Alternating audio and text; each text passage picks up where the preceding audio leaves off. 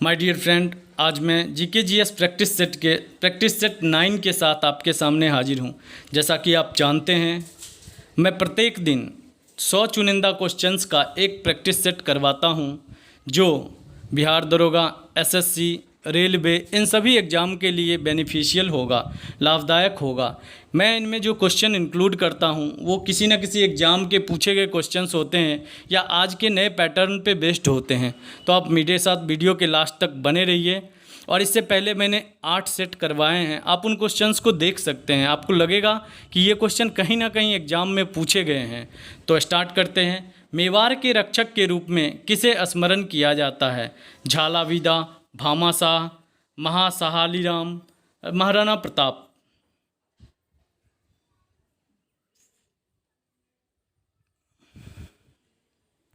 सही आंसर होगा महाराणा प्रताप। वैसे तो कई शासक मेवाड़ में शासक किए थे, परंतु महाराणा प्रताप का कुछ मुख्य योगदान है, वो मैं आपको बताता हूँ। आपने सुना होगा 1576 का हल्दी घाटी का युद्ध, जिसमें महाराणा प्रताप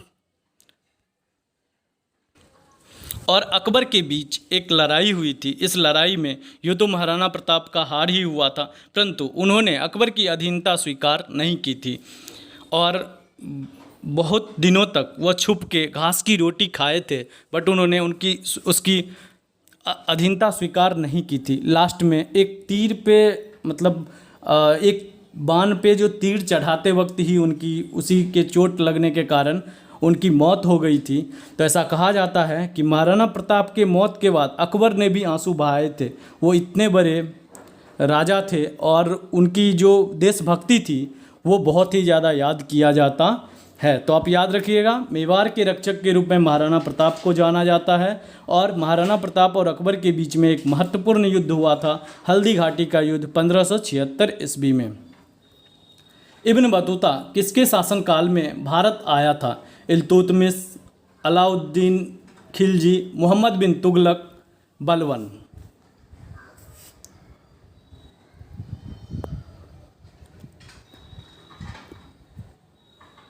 सही आंसर होगा मोहम्मद बिन तुगलक के शासनकाल में इब्न बतूता भारत आया था। और इब्न बतूता कहाँ का रहने वाला था?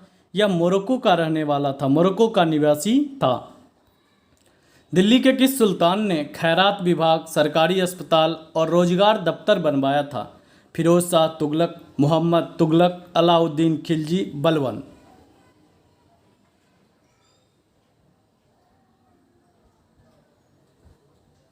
सही आंसर होगा फिरोज शाह तुगलक। और भले ही इसने खैरात विभाग, सरकारी अस्पताल, रोजगार दफ्तर ये सारे चीज़ बनाए थे, यह एक अच्छा शासक था, परंतु यह कट्टर मुस्लिम था और इसने जब जजिया कर को प्रारंभ किया था फिरोज शाह तुगलक ने। दिल्ली में किस सुल्तान को इतिहासकारों ने विरोधों का मिश्रण बताया है? बलबन, अलाउद्दीन खिलजी, मोहम्मद बिन तुगलक, इब्राहिम लोदी।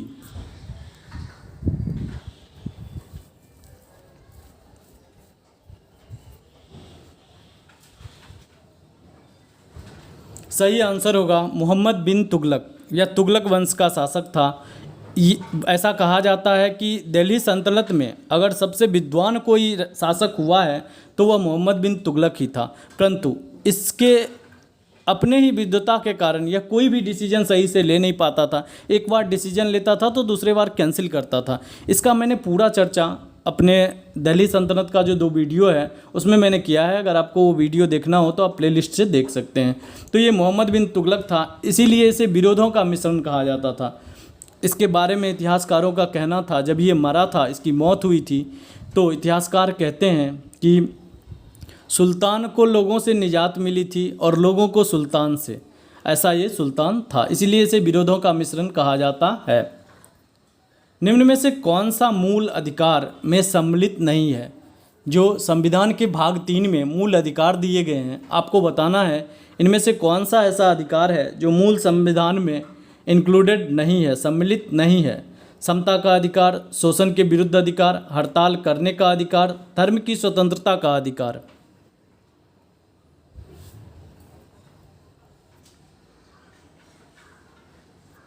सही आंसर होगा हड़ताल करने का अधिकार। यह कहीं पे भी मूल अधिकार में लिखा गया नहीं है। समता का अधिकार, शोषण के विरुद्ध अधिकार, धर्म की स्वतंत्रता का अधिकार यह संविधान के मौलिक अधिकारों की सूची में सम्मिलित है। यात्री इब्न बतूता कहाँ से आया था? ये क्वेश्चन तो मैं पहले ही बोल चुका हूँ। मोरक्को, पर्सिया, तुर्की, मध्य एशिया। सही आंसर होगा मोरक्को। इब्न बतूता मोरक्को से आया था। भारतीय संविधान के अनुसार इनमें से कौन सा मूल अधिकार नहीं है? शिक्षा का अधिकार, सूचना का अधिकार, भाषण और अभिव्यक्ति का अधिकार, जीवन का अधिकार।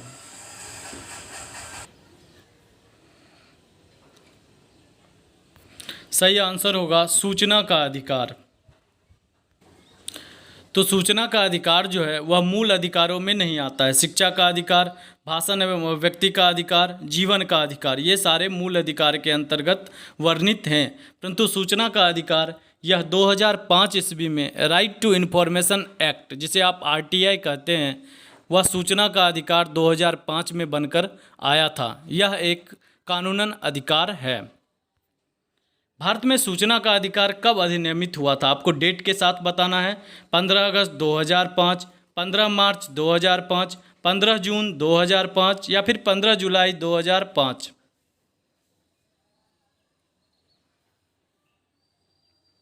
सही आंसर होगा 15 जून 2005 को सूचना का अधिकार अधिनियम बना था। बाजार अधिनियम नीति किसके द्वारा लागू किया गया था? मोहम्मद बिन तुगलक के द्वारा, इल्तुतमिश के द्वारा, अलाउद्दीन खिलजी के द्वारा, गियासुद्दीन तुगलक के द्वारा।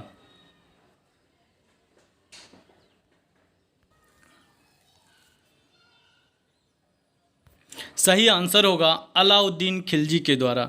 मैं आपको बताऊं, बाजार नीति के लिए अलाउद्दीन खिलजी बहुत ही प्रसिद्ध था और इसने जो बाजार नीति लाई थी, चूँकि ये दूसरा सिकंदर बनना चाहता था, इसीलिए इसे सबसे पहले सैन्य शक्ति की आवश्यकता थी और सैन्य शक्ति के लिए सबसे महत्वपूर्ण चीज़ जो होता है सैनिकों को भोजन प्रदान करना, और इसके लिए इसे बाजार पे कंट्रोल करना अनिवार्य हो गया था। तो जाने अनजाने में इसने बाजार पे कंट्रोल करने के लिए बाजार अधिनियम नीति बनाई थी, और तो यहाँ पे सही आंसर हो जाएगा बाजार अधिनियम नीति अलाउद्दीन खिलजी ने लाया था।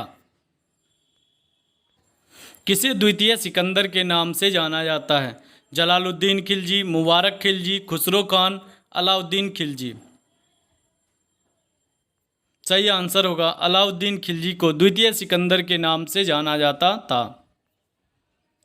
प्रसिद्ध कोहिनूर हीरा इनमें से किस खान से निकाला गया था? उड़ीसा, छोटा नागपुर, बीजापुर, गोलकुंडा।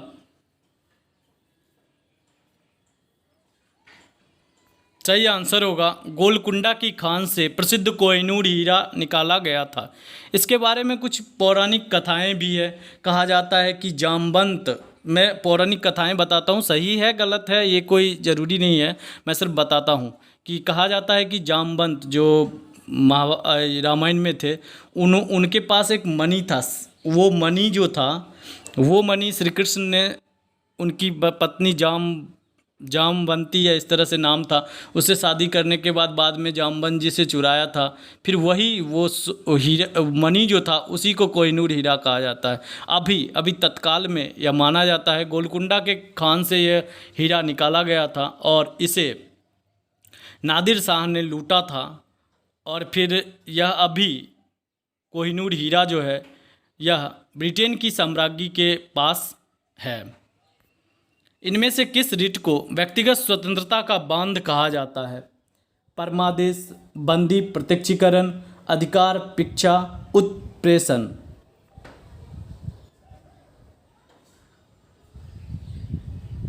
सही आंसर होगा बंदी प्रत्यक्षीकरण। यह जो रिट है, 5 तरह के रिट सुप्रीम कोर्ट के द्वारा या हाई कोर्ट के द्वारा जारी किए जाते हैं। यह एक अधिकार होता है जिसमें पूरी तरह से कानून व्यवस्था को सुदृढ़ करने के लिए ये 5 तरह के रिट दिए जाते हैं। तो आपसे यहाँ पर पूछा गया है कि व्यक्तिगत स्वतंत्रता का बांध कहा जाता है, तो वह बंदी प्रत्यक्षीकरण होता है। आगे मैं इससे रिलेटेड क्वेश्चन बताऊंगा तो बंदी प्रत्यक्षीकरण क्लियर करूंगा ये क्या होता है। निम्न में से किस रिट के माध्यम से किसी व्यक्ति को कोई कार्य करने से रोका जा सकता है जिसको करने के लिए उसके पास अधिकार नहीं है? अगर कोई अधिकारी जिसके पास कोई अधिकार नहीं है वह कार्य करने का, अगर फिर भी वह कार्य करता है तो उसे किस रिट के द्वारा रोका जा सकता है? परमादेश, अधिकार पिच्छा, उत्प्रेषण, बंदी प्रत्यक्षीकरण।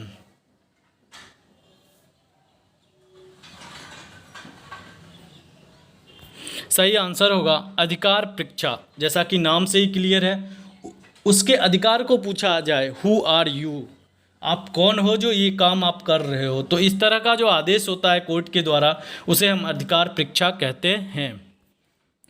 निम्न में से किस परिस्थिति में बंदी प्रत्यक्षीकरण रिट को जारी किया जाता है? किस परिस्थिति में? संपत्ति का नुकसान होने पर, अतिरिक्त कर प्राप्तियों पर, दोषपूर्ण पुलिस हिरासत में, या अभिव्यक्ति की स्वतंत्रता का उल्लंघन करने पर।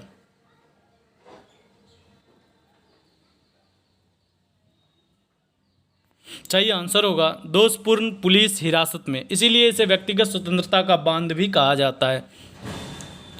इसके तहत कोर्ट यह आदेश जारी करता है कि 24 घंटे के अंदर, कुछ उसका लिमिट है और शहर में कुछ और टाइम दिया जाता है, इतना घंटे के अंदर अगर किसी व्यक्ति को जुल्म में पुलिस ने गिरफ्तार किया है तो उसे कोर्ट में पेश करना अनिवार्य होता है। तो ये सारे जो रिट होते हैं, इसको जो बंदी प्रत्यक्षीकरण, जैसा नाम से ही क्लियर है, बंदी मतलब जो क्राइम किया है उसको, प्रत्यक्षीकरण सामने लाना, तो ये कोर्ट का एक आदेश होता है जिसमें दोषपूर्ण पुलिस हिरासत, अगर पुलिस ने किसी को ज़बरदस्ती या किसी भी अपने निजी स्वार्थ के लिए किसी को अगर बंदी बनाया है तो वैसे कंडीशन में बंदी प्रत्यक्षीकरण रिट को जारी किया जाता है। तो दोषपूर्ण पुलिस हिरासत इसका सही आंसर होगा। निम्न में से कौन सी रिट केवल लोक प्राधिकारी के विरुद्ध जारी की जा सकती है? बंदी प्रत्यक्षीकरण, परमादेश, प्रतिषेध, उत्प्रेषण।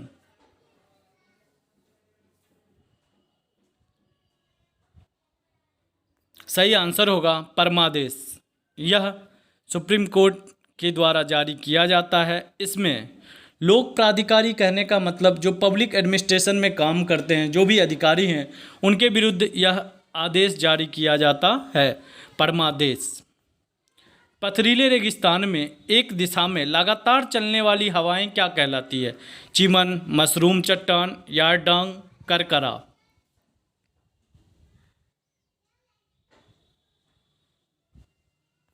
सही आंसर होगा यारडांग कहलाता है।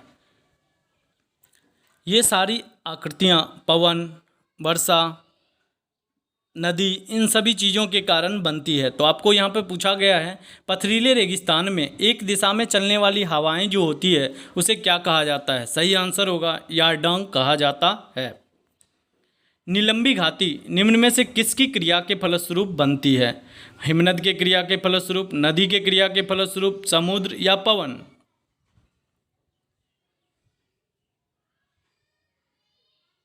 नीलंबी घाटी का निर्माण हिमनद की क्रिया के फलस्वरूप बनता है। विसर्पन नदी के घुमाव से बनी झील को क्या कहा जाता है? प्लाया झील, उल्कामय झील, ऑक्सबो झील, कटोराकार झील।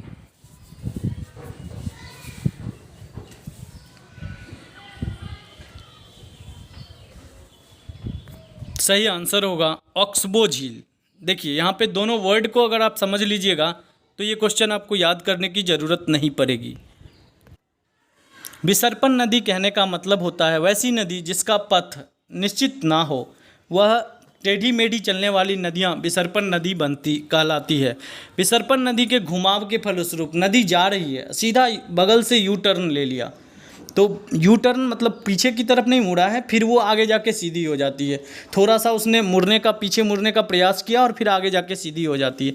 इस तरह साइड में जो एक आकृति बनता है वह ऑक्सबो कहने का मतलब होता है कि बैल के खुर के जैसा आकृति, जैसे अर्धगोलाकार उसका खुर होता है ना, उस तरह से एक शेप में नदी का आकृति बन जाता है। इस तरह से जो झील बनती है उसे हम ऑक्सबो झील कहते हैं।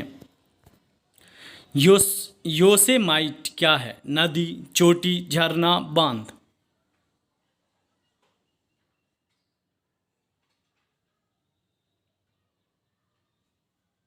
सही आंसर होगा योसेमाइट एक झरना का नाम है।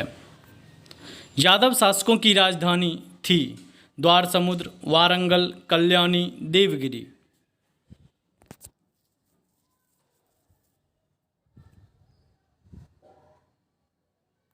सही आंसर होगा यादव शासकों की राजधानी देवगिरी थी।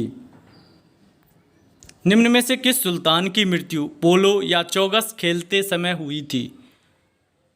पोलो वैसा खेल होता है जिसमें घोड़े पर चढ़कर जो आप खेलते हैं, एक स्टिक के द्वारा बॉल को किक किया जाता है, उसे ही हम पोलो कहते हैं। तो यह पोलो के खेल खेलते समय सुल्तान की मृत्यु हुई थी। कुतुबुद्दीन ऐबक, बलबन, इल्तुतमिश, हुमायूं।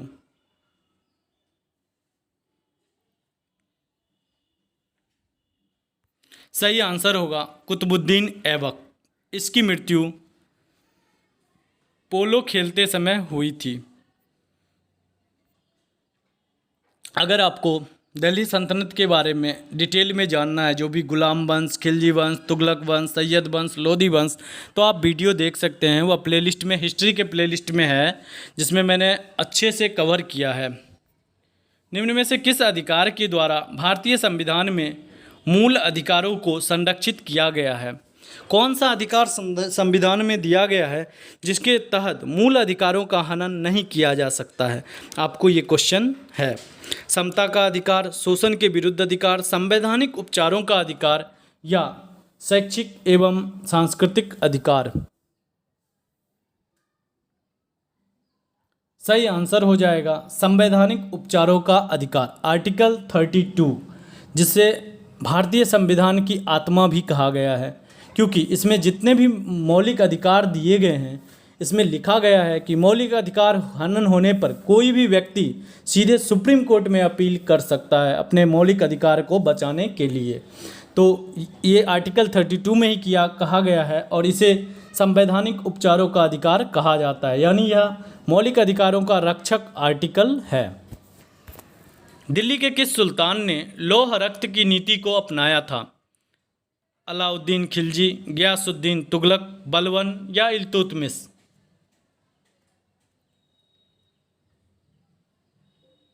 सही आंसर होगा बलबन ने लौह एवं रक्त की नीति को अपनाया था। निम्न में से कौन सा निवारक निरोध अधिनियम नहीं है?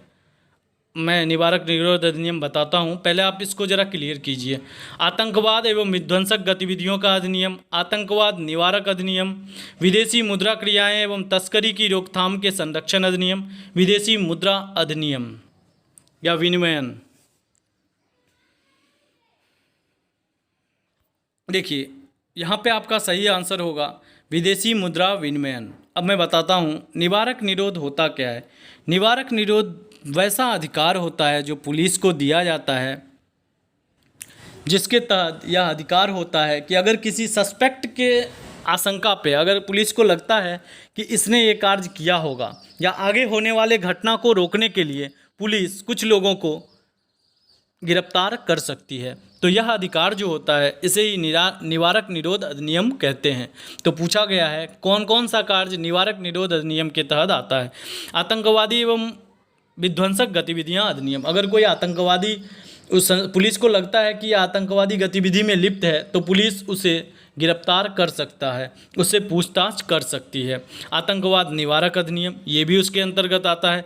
विदेशी मुद्रा या तस्करी की रोकथाम, जो तस्करी होता है चाहे जानवर का हो, महिलाओं का हो, ये सारी तस्करी से रिलेटेड जो भी चीज़ होता है उसका दोष सिद्ध नहीं हुआ है, फिर भी पुलिस इस अधिनियम के तहत उसको गिरफ्तार कर सकता है, उससे पूछताछ कर सकता है शंका के आधार पर। वैसे भी आपने गांव घर में भी देखा होगा, जो क्रिमिनल होते हैं उनको अगर एक बार किसी केस में वो फंस जाते हैं तो नेक्स्ट टाइम उसका बेल नहीं होता है। अगर कोई घटना पुलिस को आशंका लगता है तो उसका बेल जल्दी नहीं होता, इसी कारण से कि वो आगे जाके इस घटना को अंजाम ना दे। इस चीज़ को निवारण करने के लिए निवारक निरोध अधिनियम बनाया गया है। निवारक निरोध अधिनियम द्वारा निम्न में से कौन से मूल अधिकार को नियंत्रित किया जाता है? धर्म का अधिकार, प्रदर्शन का अधिकार, स्वतंत्रता का अधिकार या समता का अधिकार? दिमाग लगा के आप बता सकते हैं। आपका आंसर होगा स्वतंत्रता के अधिकार को। उस व्यक्ति को जो गलत काम में लिप्त पाया गया है या आशंका है कि वह हो सकता है, उसके स्वतंत्रता के अधिकार का हनन किया जाता है इस अधिनियम के तहत, निवारक निरोध अधिनियम के तहत। निम्न में से किस अनुच्छेद के तहत कोई व्यक्ति अपने मूल अधिकार के उल्लंघन के लिए सीधे उच्चतम न्यायालय में जा सकता है? मैं पहले ही बता चुका हूँ, आप आंसर दीजिए। Article 32, article 28, article 29, article 31। सही आंसर हो जाएगा आर्टिकल 32, संवैधानिक उपचारों का अधिकार। इसके तहत मूल अधिकारों के उल्लंघन होने पर वह सीधे सुप्रीम कोर्ट में अपील कर सकता है। निम्न में से कौन सी कायांतरित चट्टान है? नीस और माफिक, नीस और शिस्ट, शिस्ट और माफिक, शिस्ट और चाक।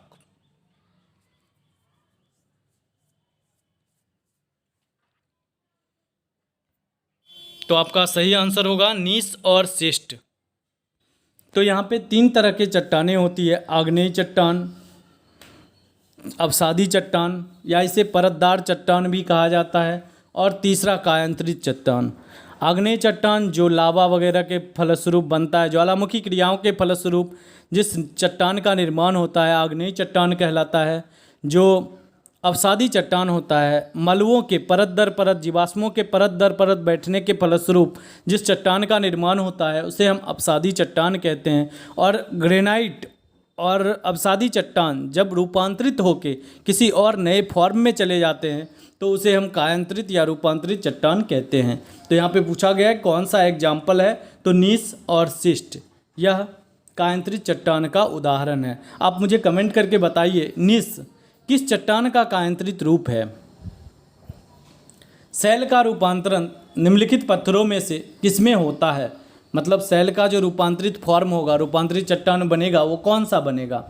ग्रेनाइट, ग्रेफाइट, संगमरमर, स्लेट या सेल?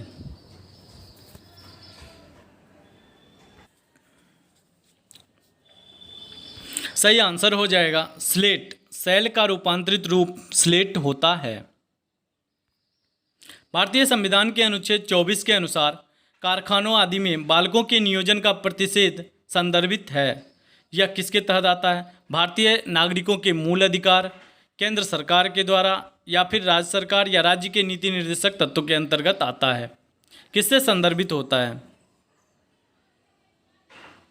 सही आंसर होगा भारतीय नागरिकों के मूल अधिकार के तहत आता है, या शोषण के विरुद्ध अधिकार के अंतर्गत आता है कि कोई भी बालक का कारखाना में 14 साल से कम उम्र का अगर कोई बच्चा है तो उसको किसी भी कारखाना में किसी भी तरह का श्रम नहीं करवाया जा सकता है।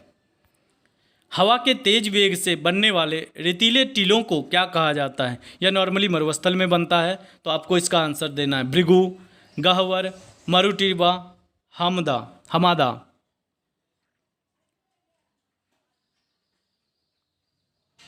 सही आंसर होगा इसे मरुटिब्बा कहा जाता है। मरुस्थल में जब तेज हवाएं चलती है तो एक जगह की बालू उठकर एक अलग जगह पे जमा हो जाता है, इसे ही हम मरुटिब्बा कहते हैं। निवारक निरोध से क्या आशय है? पूछताछ के लिए निरोध, पूछताछ के बाद निरोध, पूछताछ के बाद बिना निरोध, संज्ञेय अपराध के लिए निरोध। निरोध मतलब रोक। सही आंसर होगा पूछताछ के बिना निरोध। उससे कोई बात भी नहीं किया गया बट उसे गिरफ्तार कर लिया जाता है, इस अधिकार को ही निवारक निरोध तो कहा जाता है। पेट्रोलॉजी किसका अध्ययन होता है? भूमि का अध्ययन होता है, खनिज का अध्ययन होता है, चट्टानों का अध्ययन होता है, या फिर मृदा का अध्ययन? पेट्रोलॉजी किस चीज़ का अध्ययन कहलाता है? सही आंसर होगा चट्टानों का अध्ययन ही पेट्रोलॉजी कहलाता है। मोहम्मद गोरी ने पृथ्वीराज चौहान को किस युद्ध में हराया था? 1191 के तराइन के मैदान में, या फिर 1192 के तराइन के युद्ध में, 1193 के चंदावर के युद्ध में, 1195 के रणथंभौर में?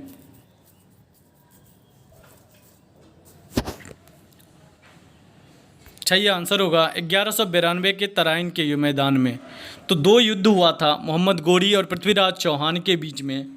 तो पहला जो युद्ध हुआ था 1191 में, तराइन का प्रथम युद्ध, इसमें पृथ्वीराज चौहान ने मोहम्मद गोरी को बुरी तरह से परास्त किया था, परंतु 1192 ईस्वी में जयचंद की सहायता से मोहम्मद गोरी ने पृथ्वीराज को बंदी बना लिया था और जीत भी हासिल की थी। तो यह 1192 का तराइन का मैदान होता है।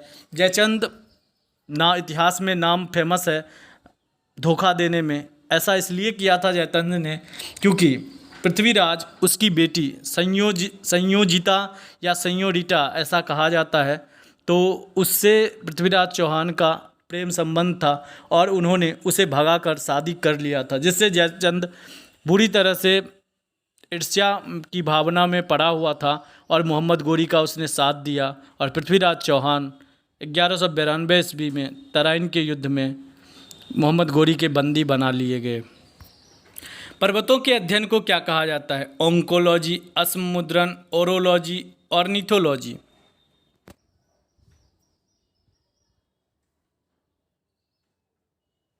सही आंसर हो जाएगा ओरोलॉजी। पर्वतों के अध्ययन को ओरोलॉजी कहा जाता है। ओंकोलॉजी, कैंसर विज्ञान का जो अध्ययन होता है उसे ओंकोलॉजी कहा जाता है। दिल्ली का सुल्तान बनने से पहले बलबन किस सुल्तान का प्रधानमंत्री था? नसरुद्दीन, कुतुबुद्दीन ऐबक, आराम शाह, बहराम शाह।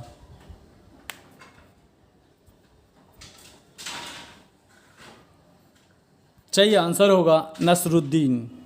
मैं आपको बताना चाहूँ कि मैंने जो वीडियो बनाया उसको आप प्लीज़ देखिए, उसमें मैंने फुल डिटेल से एक एक शासकों का कहानी के रूप में सिर्फ समझाया है। आप अगर उसको देखेंगे तो आपको दिल्ली सल्तनत पूरा क्लियर हो जाएगा।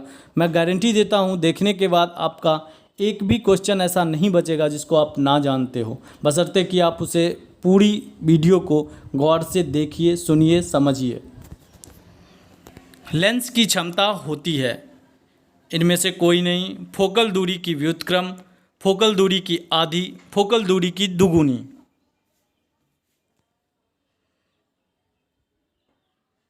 सही आंसर हो जाएगा लेंस की क्षमता जो है वह फोकल दूरी का व्युत्क्रम होता है। डी से डिनोट किया जाता है। D = 1/f। अगर आपको फोकल दूरी, किसी भी लेंस का फोकल दूरी अगर 5 सेंटीमीटर दे दिया जाए, अगर आपसे पूछा जाए कि उसकी क्षमता कितनी होगी, कितने डायप्टर में होगी, तो आप उसे 1/5 कितना हो जाएगा 0.2 इतना डायप्टर उसका क्या हो जाएगा, लेंस की क्षमता हो जाएगी। तो इस तरह से निकाला जाता है। क्वेश्चन कभी कभी न्यूमेरिकल में भी बन के आता है। कनिष्क की राजधानी थी वाराणसी, पुरुषपुर, इलाहाबाद, सारनाथ।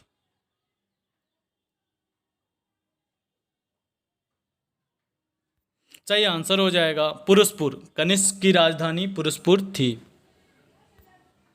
अहमदिया कादियानी आंदोलन किसने प्रारंभ किया था? नॉर्मली अहमदिया आंदोलन को हर एक आदमी जानते हैं, तो अहमदिया आंदोलन किसने प्रारंभ किया था?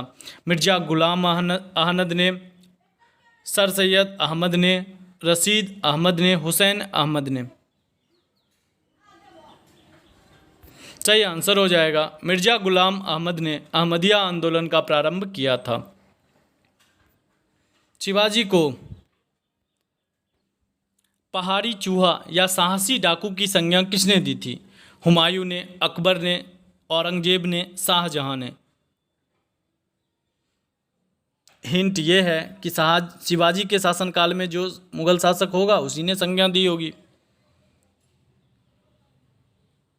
सही आंसर है औरंगजेब ने। पहाड़ी चूहा इसलिए कहा जाता था क्योंकि शिवाजी गोरिल्ला युद्ध ज़्यादा करते थे। गोरिल्ला युद्ध में छिपकर वार किया जाता है, इसीलिए उसे पहाड़ी चूहा कहा गया था। साहसी डाकू क्योंकि उनका जो आक्रमण था वो कुख्यात होता था, इसीलिए औरंगजेब ने उन्हें पहाड़ी चूहा तथा साहसी डाकू की संज्ञा दी थी। अलबर्नी किसके शासनकाल का इतिहासकार था? मोहम्मद गजनवी, बलबन, अकबर, मोहम्मद बिन तुगलक। सही आंसर हो जाएगा मोहम्मद गजनवी। यह उसी के साथ भारत आया था अलबर्नी, और यह उसी के शासनकाल में इतिहासकार था। टीपू सुल्तान की मृत्यु 1799 ईस्वी में कहाँ हुई थी? कुर्ग में, मैसूर में, वांडीवास में, श्रीरंगपट्टनम में।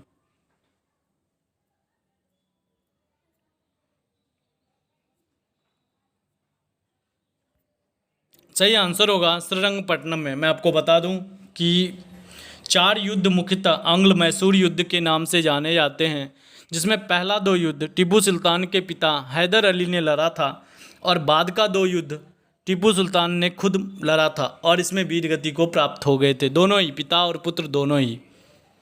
तो पूछा जाता है टीपू सुल्तान की मृत्यु 1799 ईस्वी में कहाँ हुई थी? तो ये मृत्यु जो हुई थी वह श्रीरंगपट्टनम में हुई थी। अलीगढ़ मुस्लिम विश्वविद्यालय का संस्थापक किसे कहा जाता है? सैयद अहमद खान, मोहम्मद इकबाल, मोहम्मद अली, इनमें से कोई नहीं।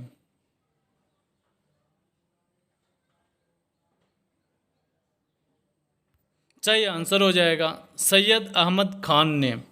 इन्होंने ही अलीगढ़ मुस्लिम यूनिवर्सिटी की स्थापना किया था। अकबर के संरक्षण बैरम खान का पतन कब हुआ था? 1532 ईस्वी में, 1560 ईस्वी में, 1573 ईस्वी में, 1587 ईस्वी में।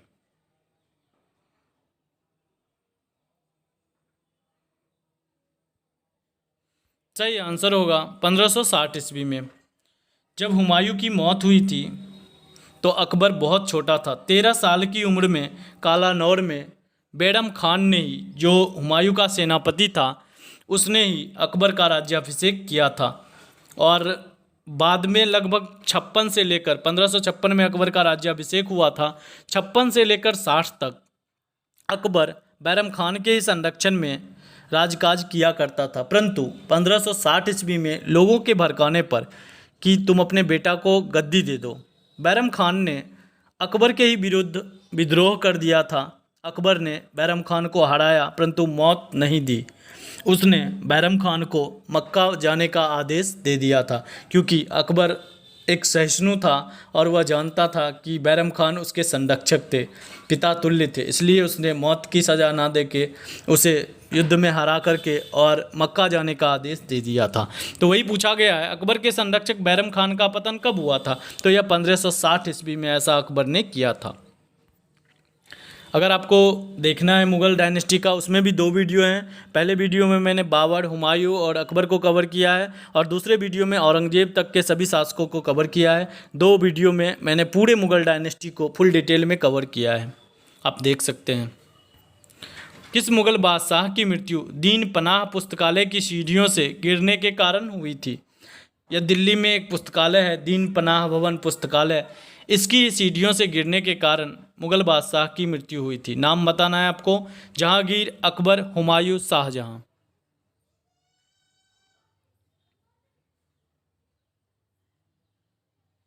सही आंसर होगा हुमायूं की मृत्यु दीन पनाह पुस्तकालय की सीढ़ियों से गिरने के फलस्वरूप हुआ था। 1905 में बंगाल विभाजन किस वायसराय ने किया था? लॉर्ड कॉर्नवालिस ने, लॉर्ड कर्जन ने, लॉर्ड डलहौजी ने, लॉर्ड एम्बरी ने।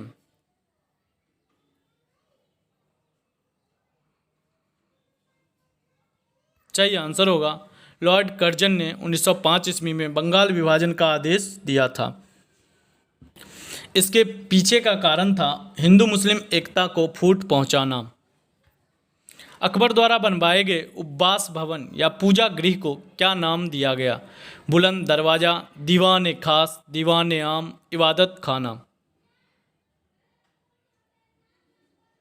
सही आंसर हो जाएगा इबादत खाना। अकबर ने जो उपासना भवन बनाया था, जो पूजा गृह बनाया था, उसे इबादत खाना के नाम से जाना जाता है।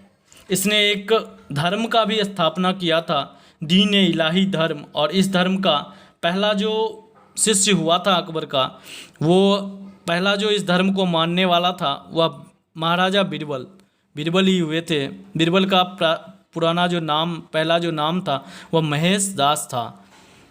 अकबर धर्म सहिष्णु था, वह इसने जजिया कर को भी समाप्त किया था। जो जजिया कर गैर मुस्लिम यानी मुस्लिम को छोड़कर जो भी जाति होते हैं उन पर लगाया जाता था, तो इन सभी चीज़ों को समाप्त करने वाला था। अकबर सभी धर्मों में विश्वास करता था। इत्माउद्दौला का मकबरा आगरा में किसने बनवाया था? शाहजहां, अकबर ने, नूरजहां, हुमायूं ने।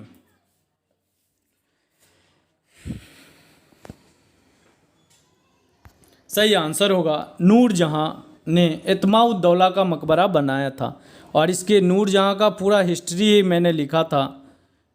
इसके पिता का ही नाम इत्माउद्दौला था और इसकी माता जो थी उसने सबसे पहले गुलाब से इत्र निकालने का कार्य किया था। जो आज सेंट आप देखते हैं इसकी ही माता थी नूरजहाँ की, उसने ही गुलाब से सेंट निकालने का कार्य प्रारंभ किया था। ये सारी कहानी मैंने बताई है मुग़ल डायनेस्टी के वीडियो में, आप उसे देख सकते हैं। इतिहासकार वी.ए. स्मिथ ने किसकी विजयों से प्रारंभ होकर उसे भारत का नेपोलियन कहा था? स्कंदगुप्त, चंद्रगुप्त, समुद्रगुप्त, इनमें से कोई नहीं। सही आंसर हो जाएगा समुद्रगुप्त को इतिहासकार वी.ए. स्मिथ ने भारत का नेपोलियन कहा था, क्योंकि इसने 12 राज्यों पर, दक्षिण के 12 राज्यों पर विजय प्राप्त किया था, इसीलिए इसे भारत का नेपोलियन कहा जाता है। ऐसा माना जाता है क्योंकि इसके सिक्के जो जारी थे उसमें समुद्रगुप्त को बीना बजाते हुए देखा गया है, तो ऐसा माना जाता है कि यह एक शासक होने के साथ साथ यह एक प्रसिद्ध संगीतज्ञ भी था। सती प्रथा का पहला उल्लेख कहाँ से मिलता है, किस अभिलेख से मिलता है? भीतरी गांव लेख से, विलसद स्तंभ लेख से, एरन अभिलेख से या फिर भीतरी स्तंभ लेख से?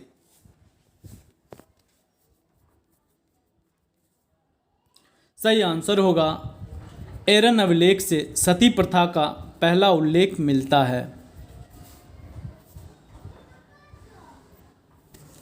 किसने बड़े पैमाने पर स्वर्ण मुद्राएं चलाई थी?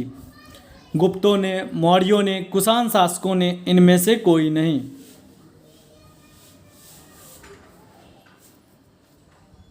सही आंसर होगा कुषाण शासकों ने बड़े पैमाने पर स्वर्ण मुद्राएं चलाई थी।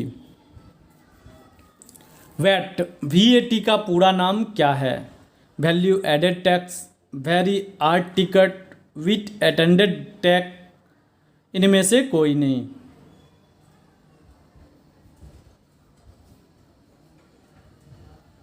सही आंसर होगा वैल्यू एडेड टैक्स।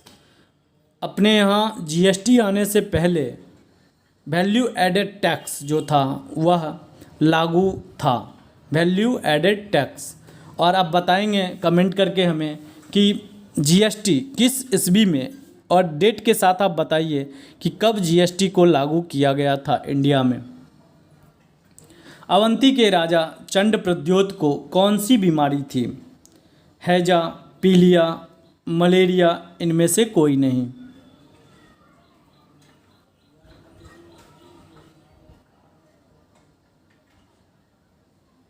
सही आंसर हो जाएगा पीलिया की बीमारी थी, और इसे ही ठीक करने के लिए जीवक इनको भेजा गया था।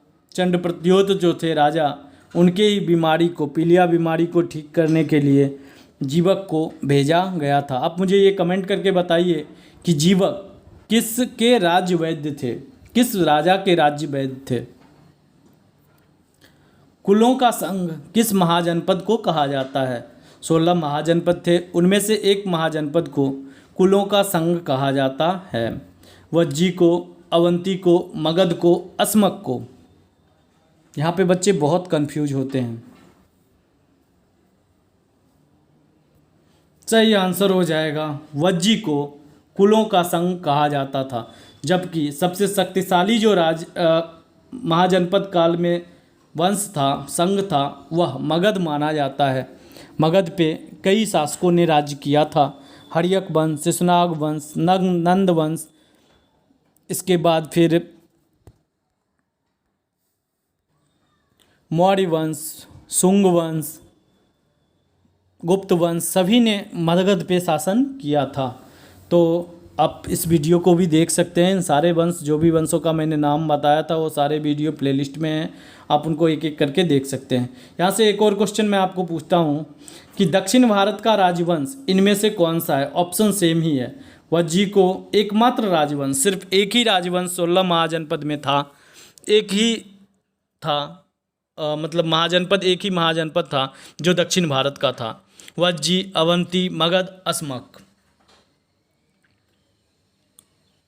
सही आंसर होगा आपका जो सही आंसर होगा वो अस्मक हो जाएगा। अस्मक ही दक्षिण भारत का एकमात्र राजवंश था। और यहाँ पे कुलों का संघ किसे कहा जाता है? वज्जी को कुलों का संघ कहा जाता है। मुद्रा का प्रचलन सर्वप्रथम किस काल में हुआ था? मौर्य काल में, गुप्त काल में, महाजनपद काल में, इनमें से कोई नहीं। सही आंसर होगा महाजनपद काल से ही मुद्राओं का प्रचलन माना जाता है। इससे पहले तो वैदिक धर्म था और वैदिक काल था, और इसके बाद महाजनपद काल से ही मुद्राओं का प्रचलन प्रारंभ हुआ था। हड़प्पाकालीन ताम्र रथ कहाँ से प्राप्त हुए हैं? देखिए, ये इस तरह का क्वेश्चन तो बहुत इंपॉर्टेंट होता है। आपसे ये पूछा जाता है हड़प्पा की खुदाई के बाद जो जो चीज़ मिलते हैं, जैसे घोड़े का साक्ष्य कहाँ से मिला है, पत्तन कौन सा है, फिर उसके बाद स्नानागार का साक्ष्य कहाँ से मिला है, इस तरह के क्वेश्चन पूछे जाते हैं। तो आपका यहाँ पे जो प्रश्न है वह है ताम्ररथ कहाँ से प्राप्त हुआ था? हड़प्पा से, कालीबंगा से, लोथल से या दैमावाद से? तांबे का रथ सही आंसर हो जाएगा। दैमावाद से ताम्ररथ प्राप्त हुआ था। सत्यार्थ प्रकाश नामक पुस्तक के लेखक कौन थे? स्वामी विवेकानंद, स्वामी दयानंद सरस्वती, राजा राम मोहन राय, इनमें से कोई नहीं।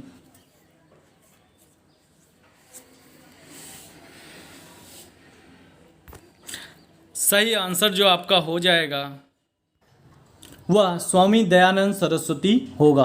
यहाँ पे क्लिक नहीं किया हुआ है, टिक नहीं किया हुआ है, आप देख लीजिए। सत्यार्थ प्रकाश नामक पुस्तक की रचना स्वामी दयानंद सरस्वती ने किया था, और इन्होंने ही 1875 ईस्वी में आर्य समाज की स्थापना की थी, और इन्होंने एक नारा दिया था, वेदों की ओर लौटो। तो ये वैदिक धर्म को फिर से पुनर्जागरण करने वाले माने जाते हैं स्वामी दयानंद सरस्वती। इन्होंने सत्यार्थ प्रकाश की रचना की थी। भारतीय संविधान में नीति निर्देशक तत्वों का उल्लेख किस भाग में किया गया है? भाग 3 में, भाग 4 में, भाग 5 में, 6 में? सही आंसर होगा भाग 4 में नीति निर्देशक तत्वों का उल्लेख किया गया है, जबकि भाग 3 में मौलिक अधिकारों का उल्लेख किया गया है। भारत की सबसे लंबी अंतर्राष्ट्रीय सीमा किस देश के साथ लगती है? ये भी कन्फ्यूजन वाला क्वेश्चन है, बच्चे अक्सर गलती करते हैं। चीन के साथ, पाकिस्तान के साथ, बांग्लादेश के साथ, इनमें से कोई नहीं।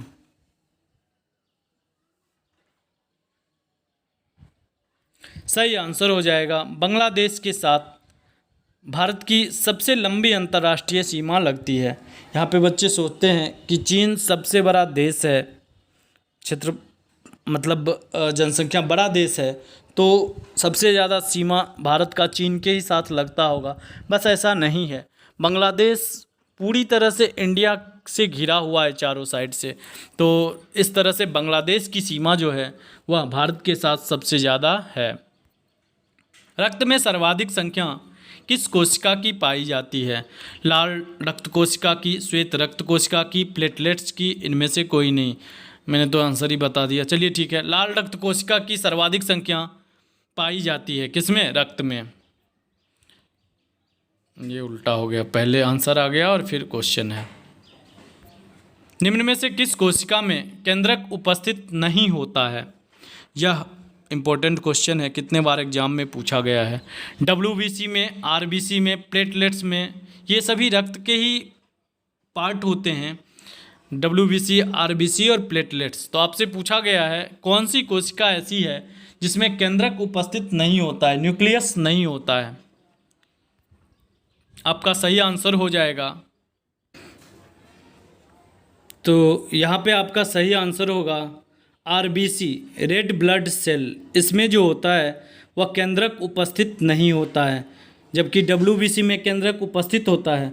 अगर आपसे पूछा जाए रक्त के किस कोशिका में केंद्रक अनुपस्थित होता है, तो वह RBC, रेड ब्लड सेल, इसमें केंद्रक नहीं होता है। प्रकाश के परावर्तन के नियम के अनुसार क्या सही है? सभी सत्य हैं। आपतन कोण परावर्तन कोण से बड़ा होता है, आपतन कोण परावर्तन कोण से छोटा होता है, आपतन कोण परावर्तन कोण के बराबर होता है।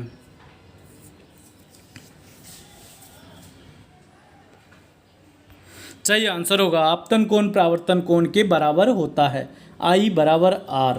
प्रकाश के परावर्तन के दो नियम हैं।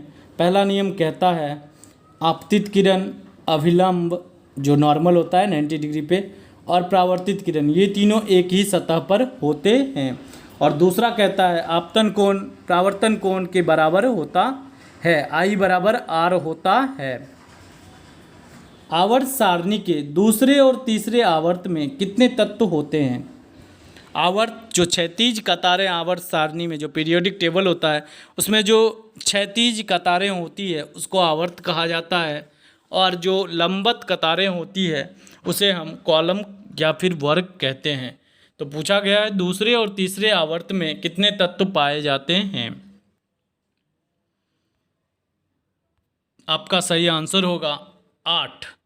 दूसरे और तीसरे आवर्त में 8 तत्व पाए जाते हैं। आज भर के लिए इतना ही, मिलते हैं प्रैक्टिस सेट 10 के साथ। मुझे उम्मीद है कि आपको ये वीडियो अच्छा लगा होगा, तो आप मेरे चैनल को आप मेरे वीडियो को ज़्यादा से ज़्यादा शेयर कीजिए, चैनल को सब्सक्राइब कीजिए और नोटिफिकेशन बेल दबाना ना भूलें, क्योंकि आगे मेरे जो भी सेट आते हैं उसका आपको नोटिफिकेशन मिलता रहे, जिससे आप मेरे प्रैक्टिस सेट या और भी वीडियो जो मैं डालता हूं उसे आप मिस ना करें। मिलते हैं कल प्रैक्टिस सेट 10 के साथ।